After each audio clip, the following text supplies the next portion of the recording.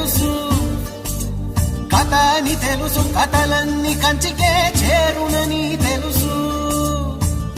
తెలుసు తెర తొలుగుతుందని, తెలుసు తెల్లారుతుందని, తెలుసు ఈ కట్టె పుట్టుకుమంటదని, తెలుసు ఈ మట్టి మట్టిలో కలిసిపోతదని.